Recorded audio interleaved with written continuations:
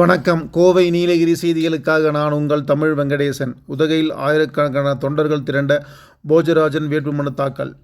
Double engine ஆட்சி என வாக்குறுதி.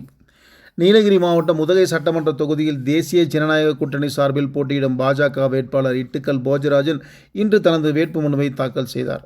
உதகை ஏடிசி பகுதியில் இருந்து தொடங்கிய இந்த பேரணியில் காப்பி ஹவுஸ் சதுக்கம், ஸ்டேட் பேங்க் சதுக்கம் உள்ளிட்ட நகரின் முக்கிய வீதிகள் வழியாக அதிமுக, பாமக, அமமுக உள்ளிட்ட கூட்டணி கட்சியினர் சேர்ந்த 1000க்கும் மேற்பட்டோர் கலந்து கொண்டு உற்சாகமாக ஊர்வலமாக வந்தனர். இதனைத் தொடர்ந்து வருவாய் கோட்டாட்சியர் அரவிந்தனிடம் போஜராஜன் தனது வேட்புமனுவை தாக்கல் செய்தார். இந்த நிகழ்ச்சியில் பாஜக மாவட்ட தலைவர் தர்மன், அதிமுக மாவட்ட கழக செயலாளர் கப்பச்சி வினோத் உள்ளிட்ட பல்வேறு நிர்வாகிகள் உடனிருந்தனர். பின்னர் செய்தியாளரிடம் பேசிய போஜராஜன், கடந்த 5 ஆண்டுகளில் நீலகிரி மாவட்டத்திற்கு வருகை தரும் சுற்றுலா பயணிகளின் எண்ணிக்கை சுமார் 4 லட்சம் வரை குறைந்துள்ளதாக புள்ளி விவரங்கள் தெரிவிப்பதாக கூறினார். உதகையில் அடிப்படை வசதிகள் மேம்படுத்தப்படாததே இதற்கு முக்கிய காரணம் என்றும், இதனால் சுற்றுலா தொழிலை நம்பி வாழும் மக்களின் வாழ்வாதாரம் கடுமையாக பாதிக்கப்பட்டுள்ளதாகவும் அவர் தெரிவித்தார்.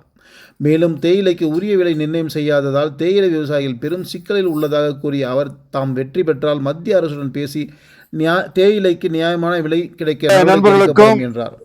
எனது அன்பான வணக்கத்தினை தெரிவித்துக் கொள்கின்றேன். இடம்பெயர்வு அதிகரித்துள்ள அவர் உதகையில் தொழில்நுட்ப எங்களுடைய ஜனநாயக தேசிய கூட்டணியின் சார்பாக மத்தியில் நரேந்திர மோடி உதகை தொகுதி வருவதால் வேட்பாளராக ஆட்சி அமைந்தால் டபுள் எனது வேட்புமனுவை தாக்கல் செய்து சாத்தியம் எனவும் மிக மகிழ்ச்சியுடன் எங்களுடைய தொண்டருடைய பேராதரவுடன் எங்களுடைய கூட்டணியை சார்ந்த தலைவர்கள், குறிப்பாக எங்களுடைய பாஜகவின் தலைவர் அண்ணன் தர்மன் அவர்களுடனும், நமது அனைத்து இந்திய அண்ணா திராவிட முன்னேற்ற கழகத்தின் எழுச்சிமிகு மாவட்ட செயலாளர் தம்பி வினோத் அவர்களுடன், மற்றும் நமது எங்களுடைய தொகுதியின் பார்வையாளர் அண்ணன் GKS அவர்களுடைய தலைமையில் அமமுக, பாட்டாளி மக்கள் கட்சி, தமாக, தமிழக முன்னேற்ற கழகம், IJK, புரட்சி பாரதம் அத்தனை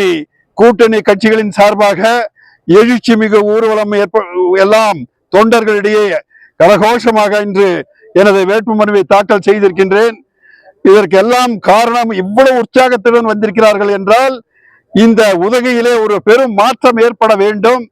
இந்த உதகை எவ்வளவோ புறக்கணிக்கப்பட்டு இருக்கின்றது. கடந்த அடிப்படை வசதிகளும் இல்லாமல் இங்கு முதலாக இன்று சுற்றுலாத்துறையும் தேயிலையும் தான் இது பிரதான ஒரு தொழிலை நம்பிக்கொண்டிருக்கின்ற இந்த மாநகரத்திலே சிறப்பான அன்னை இயற்கையின் அனைத்து செல்வங்களையும் பெற்ற இந்த நகரம் ஒரு நகரமாக இல்லாமல் கடந்த 5 ஆண்டிலே நரகமாக்கி விட்டார்கள்.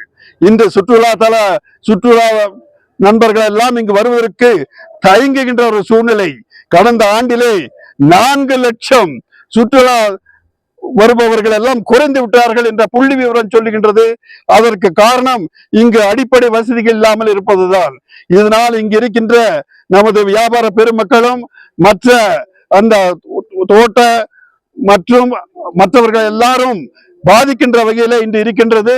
அது மட்டுமல்லாமல் எங்களுடைய ஆட்சி எடப்பாடியாருடைய தலைமையிலே டபுள் இன்ஜின் ஆட்சி என்று சொல்லுவோம்.